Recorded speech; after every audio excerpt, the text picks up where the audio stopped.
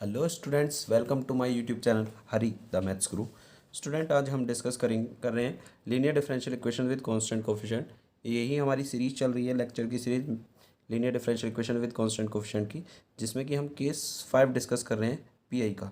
इसमें हमने डिस्कस करेंगे कि अगर कोई differential equation linear differential equation with constant coefficient है और इसकी form f D into y is equal to Q की फॉर्म में है, और जहाँ पर Q that means right side term x की power n into cos a x की फॉर्म में हो, या right side term Q x की power n into sine a x की फॉर्म में हो, तो उस केस में जब हम पी आई निकालते हैं तो फार्मूला पी आई का क्या होता है। अगर ये डिफरेंशियल इक्वेशन है तो पी आई होता है 1 अपॉन डेरिवेटिव ऑपरेटर फंक्शन यानी कि F D into right side term Q, और क्यू की वैल्यू इस बार क्या अगर है एक्स की पावर एन कोस ए एक्स, तो उसके लिए हम केस डिस्कस कर रहे हैं कैसे सॉल्व करना है। तो इस केस को समझने के लिए पहले कुछ बेसिक बातें हैं, एक दो वो हम समझ लेते हैं। जैसे अगर हम बात करें कॉस थीटा प्लस आई साइन थीटा की, तो अगर मैं इसके रियल पार्ट की बात करता हूँ, रियल पार्ट, तो आप बता सकते हैं इसका रियल पार्ट क्या होगा। कॉम्प्लेक्स नंबर कोई भी लिखा हुआ है तो उसका real part a plus i b, तो रियल पार्ट क्या होता है, वो पार्ट जिसमें आयोटा इन्वॉल्व नहीं है, तो वो उसका रियल पार्ट होता है। अगर मैं कहता हूँ इसका रियल पार्ट, तो इसका रियल पार्ट यानी कि क्या हुआ, कॉस थीटा। दैट मीन्स ये वैल्यू इसके रियल पार्ट के इक्वल को रिप्रेजेंट करे, तो इसका रियल पार्ट क्या है, cos theta. That means cos theta को हम क्या लिख सकते हैं, real part of cos theta plus I sine theta. इसी तरीके से अगर हम बात करें इमेजिनरी पार्ट, तो कॉस थीटा प्लस आई साइन थीटा का इमेजिनरी पार्ट क्या होगा स्टूडेंट, तो वो इमेजिनरी पार्ट होगा साइन थीटा। तो ये इमेजिनरी पार्ट साइन थीटा की जगह पे यानी कि हम क्या लिख सकते हैं, imaginary part of cos theta plus I sine theta, क्योंकि इमेजिनरी पार्ट मतलब आयोटा के इंटू में जो दिख रहा है वो इमेजिनरी पार्ट होता है। तो इसके इमेजिनरी पार्ट की बात करें तो इसका इमेजिनरी पार्ट क्या हुआ, साइन थीटा हुआ, क्योंकि यही तो आयोटा के इंटू में है। तो साइन थीटा को यानी कि क्या लिख सकते हैं, इमेजिनरी पार्ट ऑफ दिस, और कॉस थीटा को क्या लिख सकते हैं, रियल पार्ट ऑफ दिस। ठीक है, तो जहाँ कहीं भी हमें ज़रूरत पड़ेगी कॉस थीटा को इस फॉर्म में, कॉस थीटा प्लस आई साइन थीटा की फॉर्म में, तो हम उसे कॉस थीटा को क्या लिखेंगे, real part of cos theta plus I sine theta. ऐसी साइन थीटा को क्या लिख सकते हैं, imaginary part of cos theta plus I sine theta.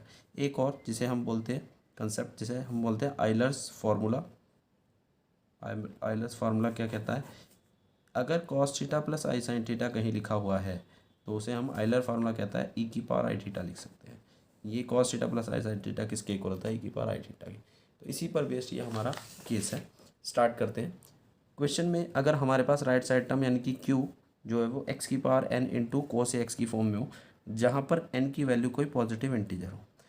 Positive integer मतलब पावर 1 हो, 2 हो, 3 हो, 4 हो। पॉजिटिव इंटीजर मतलब 1 2 3 4 5 6 इनमें से कुछ भी अगर पावर है एक्स की और कॉस इंटू में है, तो दो टर्म के इंटू का पीआई निकाल लो जिसमें से एक एक्स की पावर की फॉर्म में है, तो ये केस लगेगा पीआई का।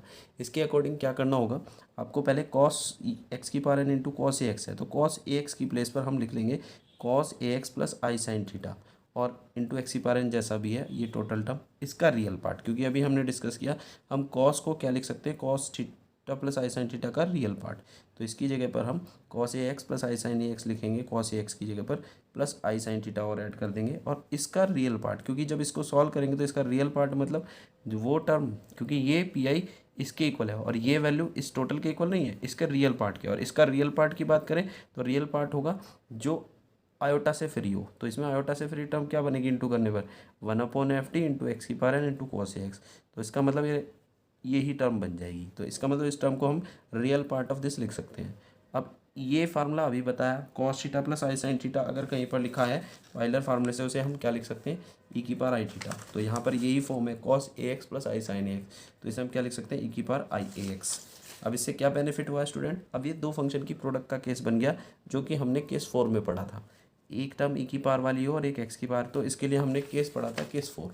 वो क्या पढ़ा था कि अगर 1 डेरिवेटिव ऑपरेटर फंक्शन हो और दो टर्म की प्रोडक्ट हो जिसमें से एक ई की पावर एक्स हो और दूसरा कोई एक्स का टर्म हो, तो पी आई निकालने के लिए बस आपको ई को निकाल कर बाहर कर देना है और ऑपरेटर में डी को किससे रिप्लेस कर देना है, डी प्लस ए से। तो यहाँ पर एफ डी प्लस ए आ जाएगा और बाकी बचे फंक्शन एक्स वी के फंक्शन जो कि एक्स का फंक्शन है उसके साथ सॉल्व करेंगे, यानी कि ई की पावर वाले टर्म को बाहर करेंगे और उसकी पेनल्टी बाहर करने की रहेगी कि डी को डी प्लस ए से रिप्लेस करना होगा। ऐसे ही यहाँ पर अब दो की प्रोडक्ट बन रही है, तो इसके रूल के अकॉर्डिंग आप ई की पावर को निकाल कर बाहर करेंगे तो यहाँ पर आएगा ऑपरेटर में डी की जगह पर डी प्लस ए क्या होता है, एक्स की पावर से डिसाइड होता है, ई की पावर से के एक्स में ई की पावर में एक्स का कोफिशिएंट है। तो यहाँ पर डी को किससे रिप्लेस करेंगे, डी प्लस आई है यहाँ पर जैसे था रूल में, तो डी को डी प्लस ए से रिप्लेस कर लेते हैं, जहाँ ए कहाँ से डिसाइड होता है, ई की पावर में जो एक्स के इंटू में बैठा है, तो यहाँ पर एक्स के इंटू में आई ए बैठा है, तो इसलिए डी को रिप्लेस किया जाएगा डी प्लस आई ए से। अब इसको सिंप्लीफाई करना है, तो ये एक्स की पावर एन वाला रूल जो बाइनोमियल सीरीज़ का हमने पढ़ा था, यानी कि लेक्चर वीडियो नंबर 8 में, उससे आप समझ सकते हैं। उसी से हम इसे आगे पीआई को सॉल्व करेंगे। एक्स की पावर एन या पोलिनोमियल फॉर्मेट के लिए हमने पढ़ा था, अपोन में जो टर्म है इसमें डी की लोएस्ट पावर देखेंगे, फिर उसको कॉमन लेंगे, फिर टोटल को -1 पावर में ले जाकर 1 + डी की पावर -1 से एक्सपेंड करेंगे, फिर डी की पावर में एक्सपेंड हो जाएगा और अंदर एक्स की पावर से इंटू करके सॉल्व कर लेंगे। तो इस तरीके से इसे सॉल्व करेंगे और सॉल्व करके जो आ जाएगा इस टोटल का फिर हमें क्या देखना है, सिर्फ रियल पार्ट, क्योंकि पीआई इसके इक्वल नहीं है, इसके रियल पार्ट के, तो इसका रियल पार्ट निकालेंगे तो सॉल्यूशन निकल कर आ जाएगा। अब इससे रिलेटेड एक हम एग्जाम्पल डिस्कस कर लेते हैं, जिससे कि आपको ये मेथड अच्छे से क्लियर हो जाएगा। तो यहाँ पर क्वेश्चन में कहा गया solve the differential equation D square minus 1 into y is equal to x square cos x. तो इसके लिए सबसे पहले सॉल्यूशन के लिए हमें सी एफ निकालना होगा, और सी एफ के लिए ऑक्सिलरी इक्वेशन चाहिए। ऑक्सिलरी इक्वेशन आपको बताया था कैसे बनती है, डी को एम से रिप्लेस किया जाता है, वाई को 1 से, और राइट हैंड साइड में जो भी टर्म है उसको क्या रख दिया जाता है, 0, तो ऑक्सिलरी इक्वेशन बन जाती है। तो डी को एम से रिप्लेस करेंगे, आएगा एम स्क्वायर -1, वाई को 1 कर दिया, राइट साइड टर्म 0, तो ये ऑक्सिलरी इक्वेशन बन गई, इसे कहते हैं ऑक्सिलरी इक्वेशन। यहाँ से एम की वैल्यू निकालेंगे, तो एम की वैल्यू इसे m square is equal to 1, तो एम इज इक्वल टू आएगा √1 प्लस माइनस, यानी कि एम की वैल्यू -1 और +1 आई। और हम ध्यान से देखें तो एम की दोनों वैल्यू में किसी में भी आयोटा नहीं है, दैट मीन्स दोनों रियल है, और रियल और डिफरेंट है। तो रियल और डिफरेंट वाले केस हमने सी एफ का पढ़ा था कि एक को m1 बोल देते हैं, दूसरे को m2, और सी एफ निकल आता है इस फार्मूले से c1 e की power m1x plus c2 e की पावर m2x। m1 m2 की वैल्यू रिप्लेस करें तो ये आ जाएगा c1 e की power -x plus c2 e की पावर +x। तो ये हमारा सी एफ आ गया। अब हम पी आई सॉल्व करेंगे पर्टिकुलर इंटीग्रल। तो पी आई सिंप्लीफाई करने का प्रोसेस क्या है कि 1 डेरिवेटिव ऑपरेटर जो कि डी स्क्वायर -1 है into right side term x square cos x. अब अगर हम ध्यान से देखें तो ये ऊपर वाला ही केस बन गया है, जिसमें कि हमें 2 टर्म की प्रोडक्ट का पीआई निकालना होगा, जिसमें एक टर्म एक्स की पावर वाली है। तो अभी डिस्कस किया, जब भी आपने ऐसी फॉर्मेट दिखे और कॉस दिखाई दे तो आपको कॉस को हटाकर उसकी जगह पर, कॉस तो है ही, वो तो लिखना ही है, प्लस जितने भी एंगल में उतने ही एंगल में आई साइन थीटा और जोड़ देना है, यानी कि आई साइन एक्स, और जैसा था वैसा ही लिख के इसका बस क्या लिखना है, अगर कॉस है तो रियल पार्ट ऑफ, क्योंकि ये वैल्यू इसके रियल पार्ट के इक्वल होगी। ठीक है, जैसे इसका रियल पार्ट मतलब जिसमें आयोटा नहीं है, तो जब सब ये इंटू होगा तो ऐसा टर्म जो रियल पार्ट यानी कि जिसमें आयोटा ना हो, वो क्या बचेगा, बस 1/d² - 1 x square cos x. तो यानी कि इसको हम इसका रियल पार्ट कह सकते हैं। अब इससे क्या बेनिफिट होगा, उसके अकॉर्डिंग आपको यहाँ पर क्या लिखना है, real part of 1/d² - 1 into x square, और इसे आइलर फार्मूले से e की पावर i(x) लिख सकते हैं। ठीक है, उसके बाद जैसा कि अभी मेथड डिस्कस किया कि अब यहाँ 2 फंक्शन की प्रोडक्ट बन रही है, तो जो हमने केस 4 डिस्कस किया था पीआई का, उसके अकॉर्डिंग जब 2 की टर्म की प्रोडक्ट हो, ये वाला केस डिस्कस किया था, जब 1/fd इंटू ई की power ax into function of v function of x हो, तो पीआई सॉल्व करने के लिए पहले तो ऑपरेटर में से ई की पावर को बाहर कर देंगे, और डी को किससे रिप्लेस कर देते हैं, डी प्लस ए से। ए कहाँ से डिसाइड होगा, ई की पावर में एक्स के इंटू में जो है, यानी कि डी प्लस ए से रिप्लेस कर देंगे, और बचे वी फंक्शन के साथ उसे फिर सिंप्लीफाई कर देते हैं। तो ऐसा ही यहाँ पर करेंगे। ये हमारे पास 2 की प्रोडक्ट है, तो ई की पावर वाली टर्म को बाहर करेंगे, जिसमें से ई की पावर वाली टर्म अगर इंटू में है तो, और बाहर करके डी को किससे रिप्लेस करना है, डी प्लस ए से। ए कहाँ से डिसाइड होता है, ई की पावर में एक्स के इंटू में जो है, यानी कि आई ए हुआ, तो डी को रिप्लेस करना होगा डी प्लस आई से, इसका स्क्वायर -1, यहाँ डी को रिप्लेस कर दिया डी प्लस आई से, और इनटू में जो एक्स स्क्वायर था वो एज इट इज। अब हमें इसका सॉल्व करना होगा, तो रियल पार्ट ऑफ ई की पावर i(x). अब इसको सिंप्लीफाई करने के लिए पहले होल स्क्वायर सॉल्व कर देते हैं, तो आएगा d² प्लस 2id और प्लस आयोटा स्क्वायर जो कि -1 होगा, और एक माइनस ये है तो -2 आ जाएगा। अब इसको सॉल्व करना है, तो रियल पार्ट ऑफ ई की पावर i(x), और इसमें अपोन में फिर एक्स की पावर वाला केस लगा देंगे पीआई का, जो लेक्चर वीडियो नंबर हमने 8 में डिस्कस किया था कि पॉलिनोमियल फंक्शन या एक्स की पावर की फॉर्म में है, तो पीआई निकालने के लिए पहले अपोन में देखेंगे हर टर्म में सबसे छोटी डी की पावर वाली टर्म कौन सी है। इसमें पावर डी की 2 है, इसमें 1 है, इसमें 0 पावर है। तो ये जो टोटल टर्म है साइन सहित माइनस प्लस जो भी है पूरी टर्म उसको कॉमन ले लेंगे। और यहाँ वो टर्म क्या है -2, सबसे छोटी पावर वाली टर्म है डी की।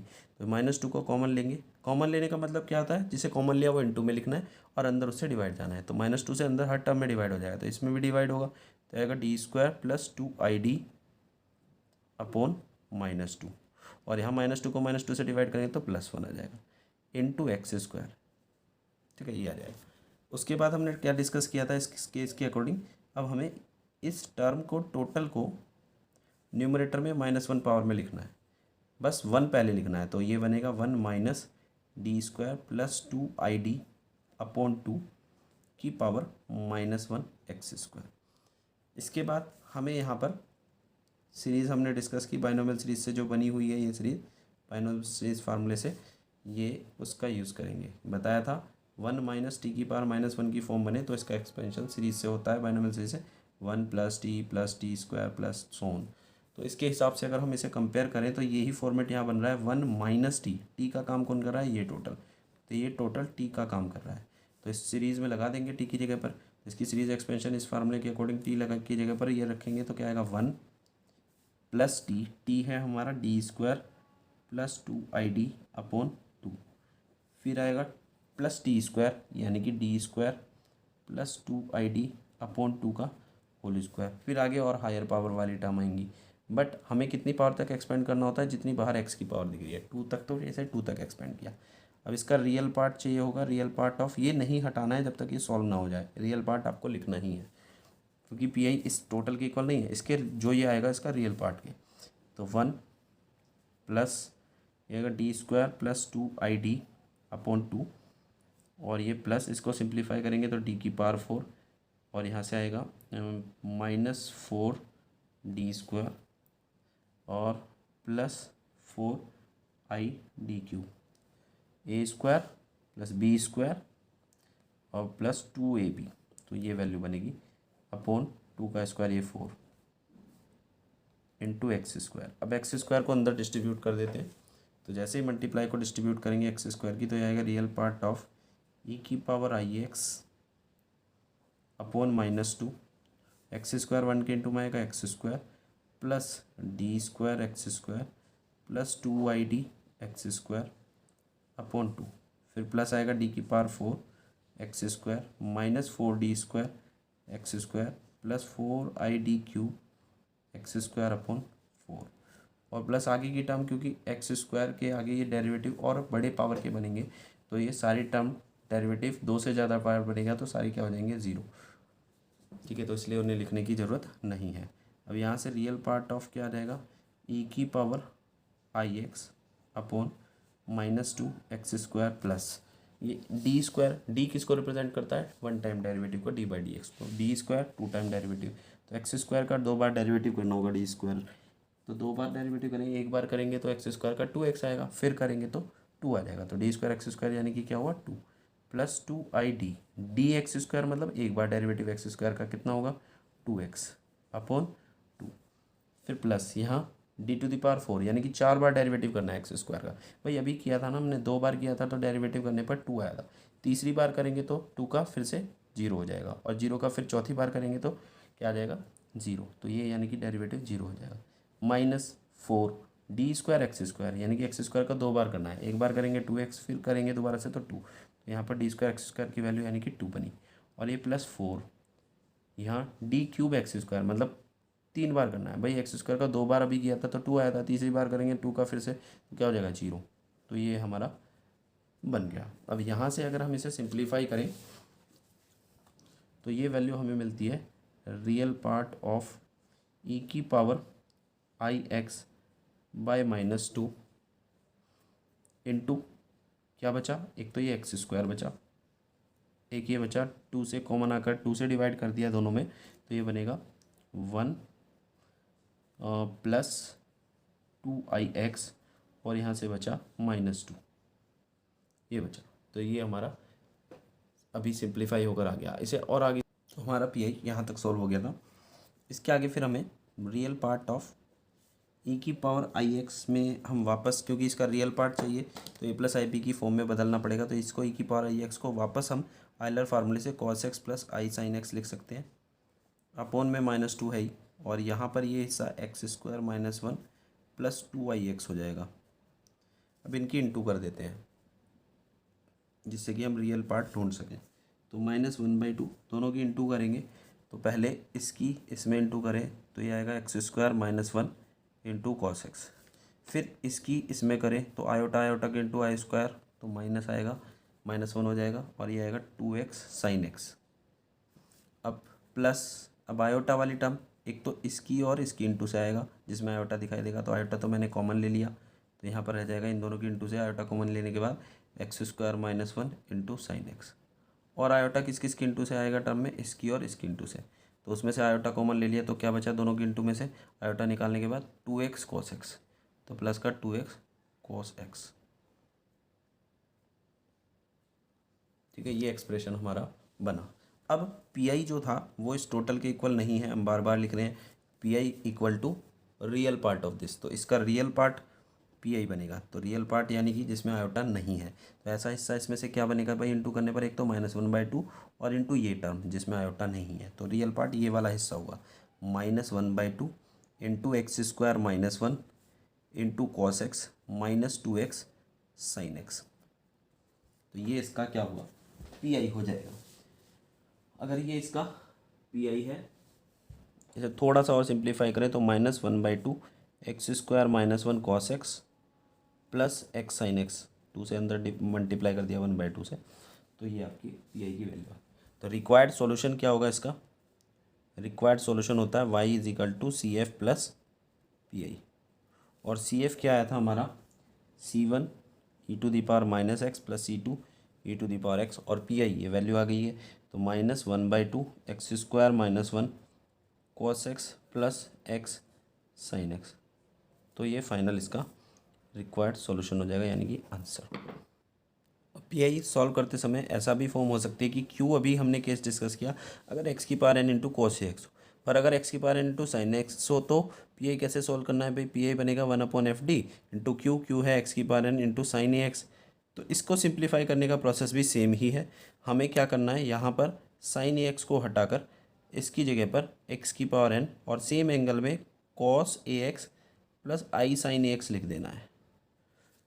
ठीक है, और इस ये वैल्यू इसके इक्वल नहीं है, अगर ध्यान से देखें तो साइन अभी डिस्कस किया था कि साइन किसको हम हमेशा क्या लिख सकते हैं, साइन को हम लिख सकते हैं cos थीटा प्लस आई साइन थीटा का इमेजनरी पार्ट। तो साइन है तो इमेजनरी पार्ट, कॉस है तो रियल पार्ट, तो यहाँ पर साइन है तो ये क्या आएगा, इसका इमेजनरी पार्ट लिखेंगे, इमेजनरी पार्ट ऑफ दिस। तो ये इसके इमेजनरी पार्ट की, क्योंकि इसका जब इमेजनरी पार्ट निकालेंगे, इमेजनरी पार्ट मतलब आयोटा के इंटू में क्या बनेगा, तो जब इसको अंदर इसको भी इंटू कर देंगे तो आयोटा के इंटू में क्या दिखाई देगा, 1/fd into x⁻n into sine x, और ये ही वैल्यू यहाँ है, यानी कि इस वैल्यू को हम इसका इमेजनरी पार्ट लिख सकते हैं।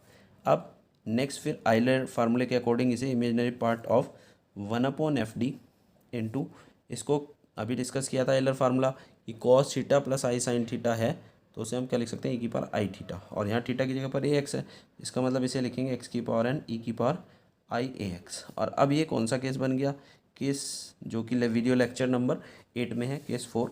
उसके अकॉर्डिंग हमें क्या करना होगा, इसका पी आई सॉल्व करने के लिए दो की प्रोडक्ट है जिसमें से एक e⁻ वाली टर्म है, तो उसको निकाल कर हमें बाहर कर देना होता है, ई का आ गया, यानी कि e⁻ वाली टर्म क्यों आ रही है उसे निकाल कर बाहर कर देना है, और अंदर पेनल्टी की फॉर्म में क्या आएगा, डी की जगह पर डी प्लस ए आता है। ए कहाँ से डिसाइड होता है, e⁻ में x का क्वेश्चन जो कि आई है, तो डी को रिप्लेस यानी कि किससे करेंगे, डी प्लस आई ए से, और x⁻n रह जाएगा। अब इसको बाइनोमियल सीरीज से एक्सपेंड करते हुए ये पी आई सॉल्व करना है, क्योंकि x⁻n में हमने पढ़ा था वीडियो लेक्चर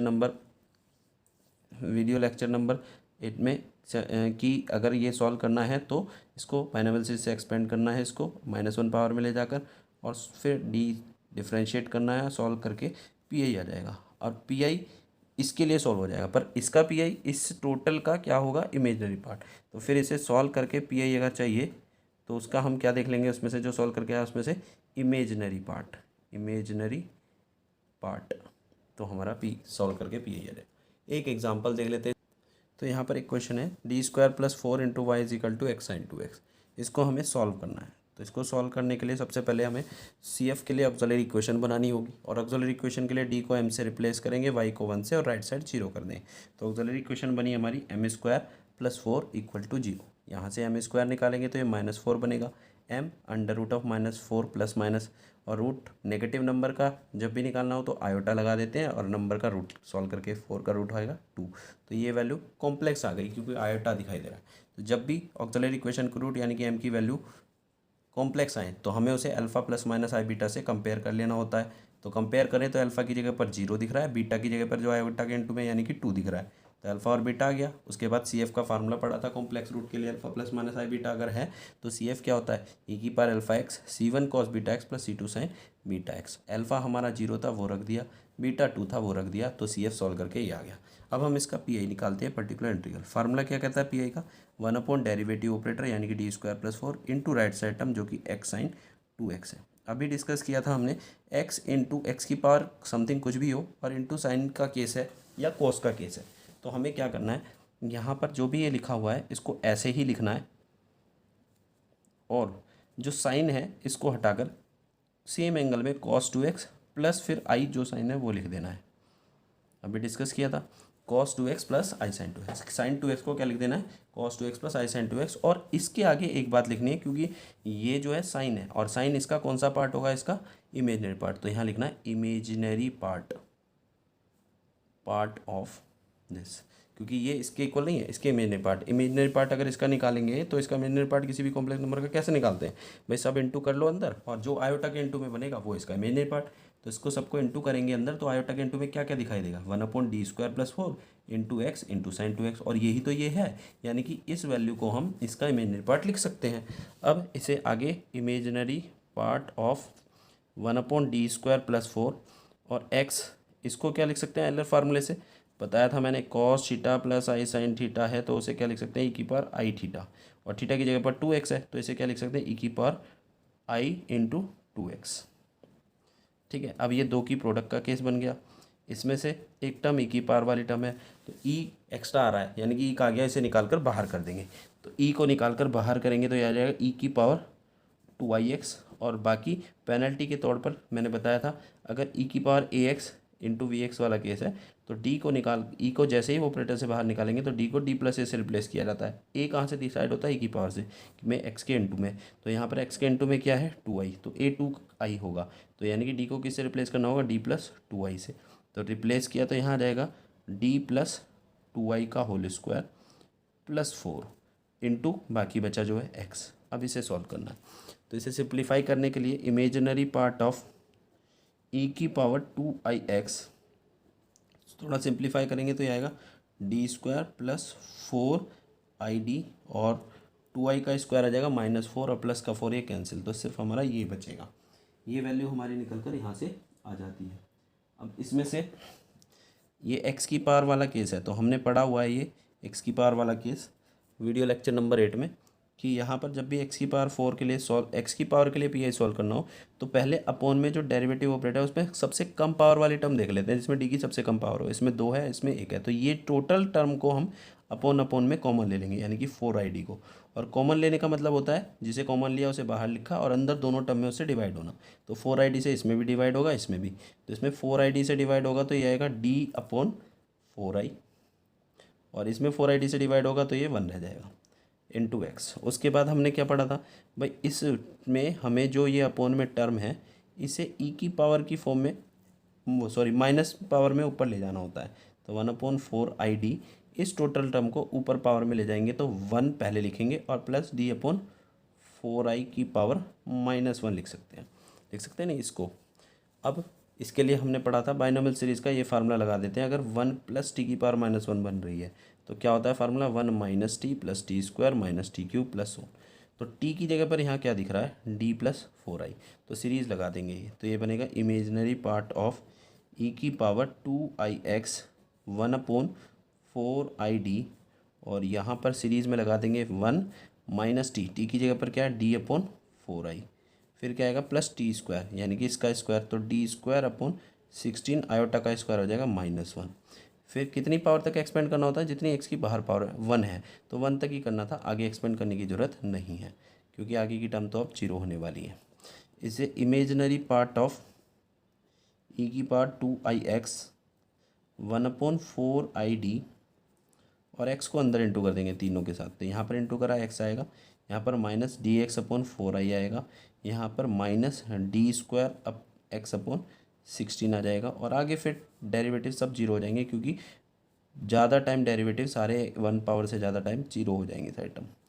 अब ये रहेगा इमेजिनरी पार्ट ऑफ ई की पावर 2i(x) 1/4 और यहाँ पर ये x माइनस डी किसको रिप्रेजेंट करता है भाई, d/dx को। तो अगर मैं dx की बात करता हूँ, ये हुआ d/dx ऑफ x, और x का x एक बार डिफ्रेंशिएशन हो जाएगा यानी कि 1। तो dx की वैल्यू यानी कि कितनी हुई, 1/4i ये हो जाएगा। d²x मतलब 2 बार डेरिवेटिव, तो एक बार करा dx तो 1 आ गया, फिर दोबारा डिफ्रेंशिएशन एक और बार 1 का करेंगे तो 0 हो जाएगा। और आगे और बड़ी पावर थी यानी कि ज़्यादा टाइम डेरिवेटिव, तो ये तो सारे ही 0 हो जाएंगे। तो इसका मतलब हमारा क्या आया, ये imaginary part of e⁻² 2i(x) और बचा 1/4i इंटू 1/d किसको रिप्रेजेंट करता है भाई, इंटीग्रेशन को, और ये बचा x माइनस 1/4i dx। ठीक है स्टूडेंट, यहाँ से आप इमेजिनरी पार्ट ऑफ यह जाएगा 1/e⁻²2i(x/4i और ये इंटीग्रेशन इसका हो जाएगा x का x² 2 और ये अंदर जाएगा तो dx का हो जाएगा x/4i। ठीक है student, is equal to imaginary part of e⁻²2i(x/4i था, तो हम इसको i को अपोन से हटाने के लिए ऊपर नीचे i से इंटू कर देते हैं, जिससे कि आयोटा डिवाइड से हट जाए।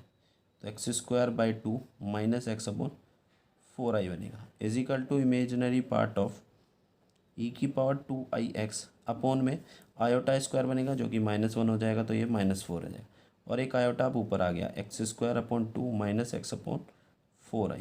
अब इस आयोटा के अंदर इंटू कर देते हैं, तो यह आ जाएगा imaginary part of e⁻²2i(x upon -4 iota के इंटू करिए अंदर, तो ये आएगा आयोटा x² 2 और आयोटा से आयोटा यहाँ कैंसिल, तो माइनस का x/4। अब इसका रियल इमेजिनरी पार्ट में कन्वर्ट करना है, तो इसको इमेजिनरी पार्ट ऑफ पहले e⁻²2i(x) को वापस आइलर फार्मूले से क्या लिख सकते हैं, cos 2x plus i sine, चलो नेक्स्ट लाइन में ही लिखेंगे। तो ये हमारी वैल्यू आ गई थी यहाँ पर। इसमें से हमने e⁻²2i(x) को वापस आइलर फार्मूले से क्या लिख लिया, cos 2x plus i sign 2x, और ये हमारी वैल्यू थी। अब इनका इंटू करेंगे तभी तो हमें a प्लस आई बी की फॉर्म मिलेगी और उससे हम रियल इमेजिनरी पार्ट ढूंढ पाएंगे। हमें इमेजिनरी पार्ट चाहिए, वही पी आई बनेगा, तो इसके लिए इसकी इंटू कर देते हैं। तो पहले इसकी इसमें इंटू करेंगे तो ये कितना आएगा, cos 2x इसमें, तो -x/4 cos 2x। फिर इसकी इसमें इंटू करेंगे आयोटा आयोटा वालों की, तो आयोटा स्क्वायर यानी कि माइनस आएगा x² 2 साइन 2x। अब इसकी और इसकी इंटू करेंगे तो आयोटा कॉमन ले लेता हूँ मैं, क्या बनेगा इन दोनों के इंटू से, x² 2 आयोटा को छोड़कर क्या दिखाई देगा, x² 2 cos 2x। और इसकी इंटू करते हैं तो आयोटा इसमें भी आएगा, उसे कॉमन ले चुके हैं, तो क्या बचेगा -x/4 साइन 2x। ठीक है स्टूडेंट, और हमें चाहिए था पी आई किसके इक्वल है, पर इस टोटल के इक्वल नहीं है, इसके इमेजिनरी पार्ट, इस टोटल का इमेजिनरी पार्ट। और इमेजिनरी पार्ट कैसे निकालते हैं कॉम्प्लेक्स नंबर में, भाई सबकी इंटू कर लें और वो टर्म जो आयोटा के इंटू में दिखाई दे वो इमेजिनरी पार्ट है। तो ये जब -1/4 भी अंदर इंटू कर देंगे तो आयोटा के इंटू में क्या दिखाई देगा, -1/4, और ये टर्म दिखाई देगी x² 2 cos 2x minus x/4 sign 2x। तो ये हमारा पी आई आ जाएगा।